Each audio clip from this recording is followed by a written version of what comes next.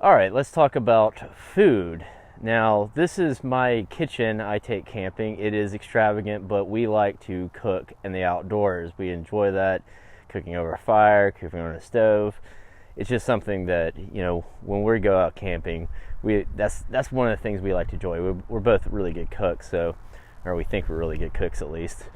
One thing it's nice to have is a canopy. This is just one of those regular canopies you can get at the store. Like I got this at Academy. It held up pretty well. I've seen a couple of these get damaged over time, even the more expensive ones, but having a canopy like this is nice. Now, I set this up by myself, and it is not easy doing it by yourself, so having two people to set up this is nice. You can get those canopies that go off of a vehicle, and those are pretty nice. I just don't like anything hanging off my vehicle, but some people do. I don't feel like putting on a roof rack anytime soon. But so this is my camping kitchen setup. Of course, you need some type of stove, and this is my old backpacking stove that I had. This is a Coleman Peak 1 stove. The only problem with this stove is they don't make the fuel canisters that go with this anymore. And they don't make the adapter that could adapt to other fuel canisters, so this is utterly useless. I'm buying a new one. And one thing as far as fuel goes, you need to think about where you're camping. Some fuels work better at high elevations and cold weather than others. Like white gas, liquid white gas, it works everywhere. This is what I used when I was with a buddy that had one of those whisper lights. There you had to pump up and everything, which is kind of a pain in the butt to pump these things up. But I've always used the tried and true Coleman stove. I don't know how long we've had this. This probably is like 30 years old, but it's still going. It's amazing. I love it to death. And it's one of those old ones that doesn't even have one of those little triggers that self-lights. But it works great. It's awesome. Now, another thing is when you're cooking something, you need something like a place you can set your gear on. I use two tables. One is this table that actually folds up pretty nicely, actually inside this. Let me see if I can pop this off real quick. Not take too much time. Take that off. This thing folds up. I gotta press these buttons into that size. So nice small form factor when you pack it up. Coleman makes this. This is a Magellan that I got from Academy, and it's not too hard to set up, and it's not too flimsy. You gotta watch out, make sure the ground's level. That's the only issue I've had with it. We were like, oh, that's a great place. Oh, well, the ground's not level. This thing's kind of janky. But it's nice. I really like it. It has nice little features like this thing where you can hang utensils. We actually hang water bladders on it, so we can clean the dishes while we're cooking and everything. Now, one thing is, here's a table that we use just as kind of a dining table. Now, this material you can't put a stove on, so you might want to think about if you get another table, make some that can deal with heat, like a table like this. You can't I wouldn't put a stove on this material, but it's nice. It cuts down to a very nice form factor, slides in right next to this camp table in our vehicle. It's wonderful. And of course, you want to have something to sit in and enjoy your meal. It's a good camp chair. I got this Coleman one. I had this one that was a New York Giants one, but the company that the NFL was partnering with doesn't exist anymore. And I was like, I wish I could find that chair, because I went through a couple other chairs before I got this Coleman one. And when you go to a store to check out chairs, sit in every single one of them. Find the one, spend the extra money that's comfortable, that you think will last longer. And make sure you package them up nice and good. Sometimes you might want to get a different. I actually put this in my old Giants chair bag, because that bag is a lot easier to get in and out of than the bag that came with this chair. Now, as far as cooking gear goes, we like to use cast iron. It's heavier, but the beauty of this is I can use these to cook on the fire. So we got a frying pan, we got the griddle, so both these things can fit, there we go, on our Coleman stove. So we have a griddle side and we have a pot side. Generally we'll have one or the other on there for us. Now you can get like some type of coffee billy, they call it a billy in Australia, so I'm talking like that. But I generally don't think you need to. Just some simple pots and pans. A set like this is just a old backpacking set, before backpacking sets were even smaller. And it has 2 pots and a pan. You can use this as a pan. It doesn't really work that well, but as a lid it works wonderfully.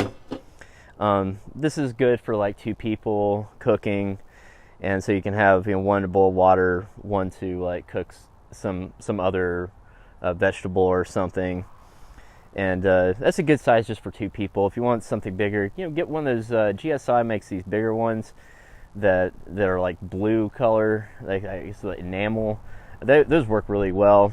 I've been thinking about doing that just in case we do cook for a bunch of people.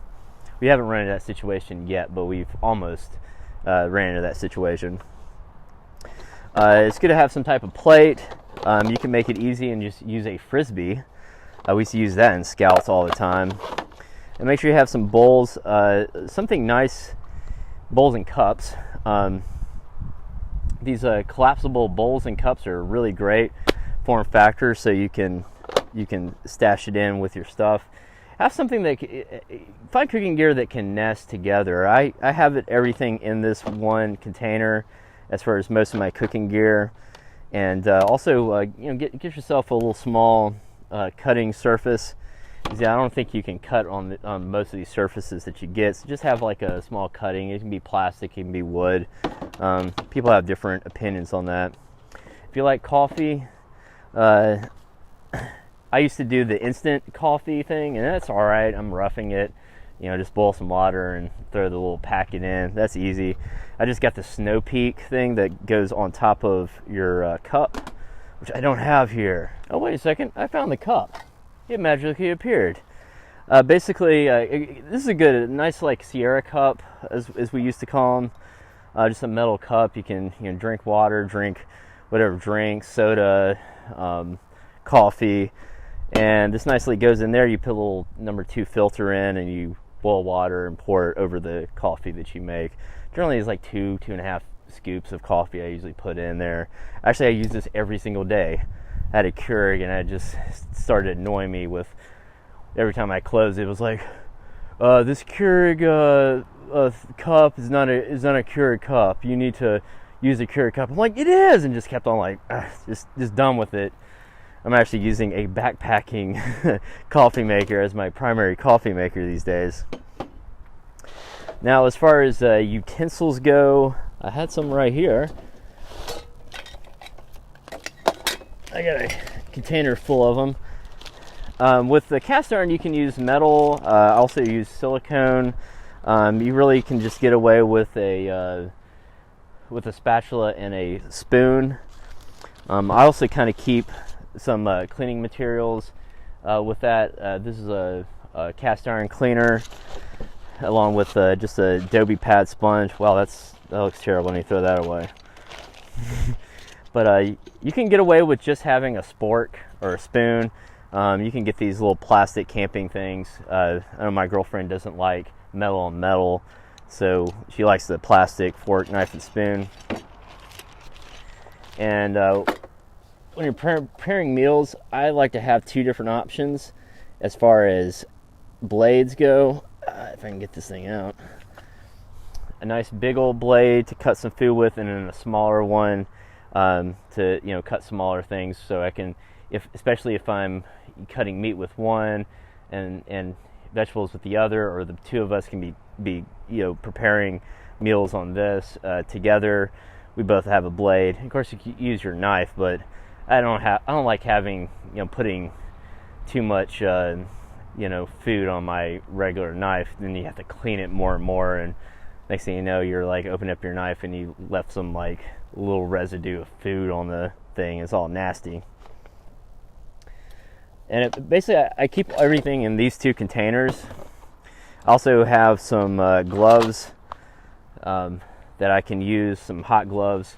I can use this around the fire, picking up pots and pans. Make sure any type of pot, you have some type of pot holder. These are great. A lot of times I'll keep them with the pot.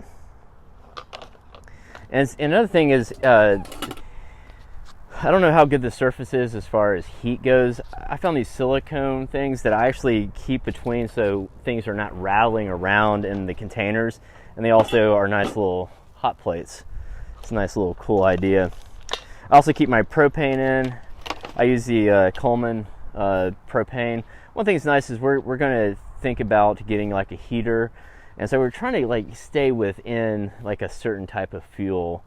Some people bring like full-size propane tanks, and that's cool. You can get them in small form factors or even larger form factors than what you normally see. It all depends on how much storage. We like to, we don't want to have too much, but keeping this. And one thing is use one, and once you start using it, mark it. And so when you put it back, you put it with the other ones, you're like, okay, have I used this one at all, or is this one full, or what? So just to kind of mark it, that's like, okay, I started using it, and finish using it before going to the next one. Also, things that I keep at all times, I keep some oil, and some oil containers are better than others. I keep some vegetable oil that I use to season the cast iron, and I also have some olive oil to cook with. I got some measuring cups of different shapes and sizes. I need to organize this. This is cool. This is our spices. So basically, before we camp out, we see what we're going to cook with, and choose what spices to fill these containers with. Generally, we use the same spices for everything, and you also need to make sure when you go on trips to probably change out these spices. They do have shelf lives. Salt and pepper package. This is cool. These I can get it out. There we go.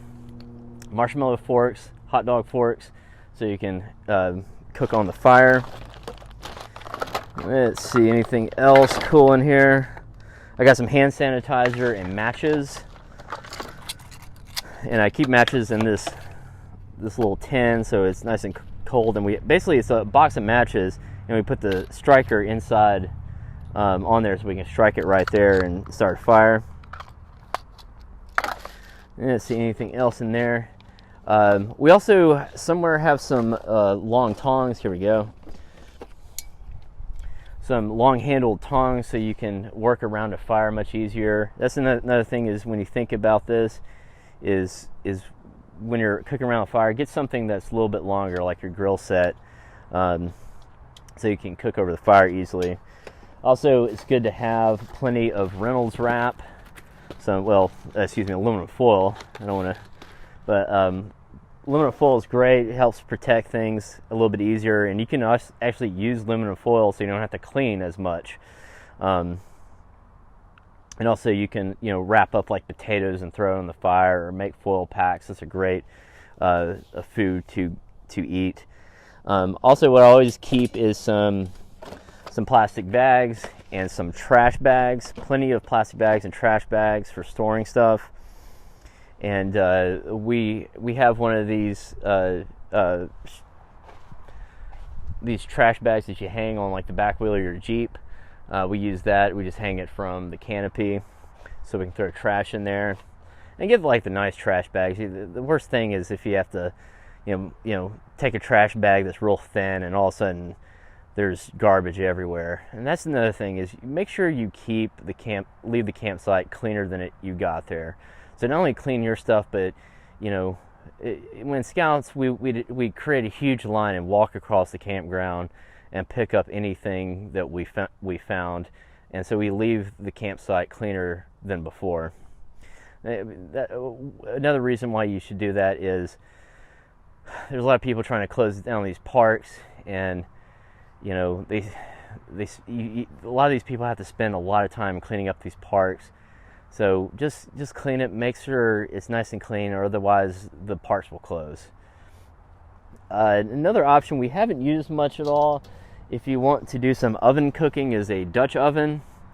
This is big and wieldy, and I like the ones with the lip. This I just got from somebody. They just like gave to us. Some of the old ones just have a lip so you can put the coals on top without it, coming off. You can actually get smaller ones, and another thing is kind of see if you get ones with the feet, or get a stand, and that helps you kind of control the fire around it much better. And so, I mean, you don't need all this, but we do. We like to camp and cook. I mean, you can just get away with, some simple pots and pans, and just a small stove. Just make sure you have the right fuel and test it out before you go, and you should be fine. I mean, that's really, as far as food, you also need to have some type of storage of food. Ice coolers. I always like to have one. I like to take 2 coolers. One we store drinks and water, and just things that we're going to get in and out a lot, and then one just for food. And when I store food, I use plastic bags. I even use lock and lock containers, just so that when the ice melts, it doesn't get soggy. That's the worst part, is like these plastic bags opening up and you're pulling out the lunch meat and it's all soggy and nasty. Oh man. And make sure when you're done with camping, take the stuff out of your coolers and clean the coolers immediately. I've once or twice forgotten to do that, and there's some nasty funk, and you're buying a new cooler at that point. You can one thing is with to not deal with the ice is get one of those fridges for your vehicle. Those are pretty nice. I haven't bought one because they're expensive, and also you need to make sure that you have the proper wiring and power for those items. And the more expensive ones generally have some way of cutting off the power to the fridge so it doesn't drain the battery completely. A lot of people go to a 2-battery system in their vehicle just so they can power things, other accessories like a fridge. But just make sure you understand how to use those. I can't tell you specifics. I just seen some videos and seen like, hey, warning, you need to consider a lot of things when installing one of these fridges. Like I said, you don't need all this, but we love cooking outdoors, and so all this stuff just fits in these two old egg crates or milk crates, and it's great. And we put food in like plastic bags. And another thing is, when you're out, especially, we live in kind of an area that and camp out in places that there possibly have bears. So understanding how to make bear bags and hanging them down, or locking your food up in a vehicle, just keep it away. Keep trash. Also lock up your trash, and hang your trash. If you have any toiletries that smell, you need to put that in a bear bag and hang that up. Just to create safety, so there's not animals like all in your camping gear tearing stuff up and causing more problems than you really want to deal with in the great outdoors. This is an interesting setup, and we've done this setup for about 3 or 4 trips now, and we love it. It's a lot, but things like having a roof over you, not having to depend whether a table is there at campsite is nice. And as long as you kind of figure out an idea to make it small enough to fit in your vehicle, you should be fine. Oh, let's talk about water. Water is essential for life, and you need to make sure you have plenty of it. And when you go camping, make sure you know what water is available, where you're going. You might have to think about having some type of filtration system to clean water. There's two different ways you can clean water. You can use some type of tablet or water pump filtration system. You can also just boil water and clean it that way. But you need stuff to store the water, so just having a good water bottle so you can, go in the go or buy a bunch of water bottles already prepackaged is a good idea. If you do that, I recommend the Smart Water bottles. They have the proper plastic that's not going to degrade and cause eventual problems later on in life. And also, a lot of those actually fit most of the water filtration systems you can get. Now, if you need plenty of water, a big old water jug like this is nice because it's collapsible. I'm surprised I haven't had any leaks with it. It's nice because once I'm done with it, I can collapse it, or I need some more water, I can go fill it up and leave it in there. And you can get like a harder shell versions. Either Rotopacks are really popular right now, and also, just one thing you got to make sure is in some of them actually you flip the nozzle inside, so you don't have to worry about this breaking off. When you pack up your water, make sure you pack it up and keep it away from your sleeping gear, just in case it does leak. It's not leaking onto something you're going to sleep on later. Other ways that you can store water are these water reservoirs. These are great. You can get them for a lot of times. We'll hang them up on our kitchen thing and use the hose to like clean our dishes. That's the other thing, is you got to not only think about the water that you're going to use to drink and hydrate yourself, but also to clean with. I also have this camp shower. We haven't used this yet because we've always ran into showers everywhere we go. But you can hang this up, and this material will heat up the water to a degree if you have sunshine, obviously, and have a warm shower at least. One other thing is, if you have water, make sure if you have different types of water, some water you might just have as non-potable water for cleaning some stuff, and stuff that good clean water. You want to clean I like cleaning my dishes with regular good water, and I don't mess with non-potable water unless I'm like cleaning a vehicle or something like that. But just make sure that's labeled clearly, and there's no question about it at all. And it doesn't matter if it's hot or cold. Some of the times I've found myself dehydrated is when I haven't drank enough water when it's cold. You don't think about that. You're drinking a lot of coffee or hot chocolate or something like that, and you're not adding water into that mix. Especially if you're someone that drinks a lot of sodas or adult beverages, make sure you have plenty of water also to hydrate yourself. So just make sure you have plenty of it, and make sure you drink plenty of it throughout the day.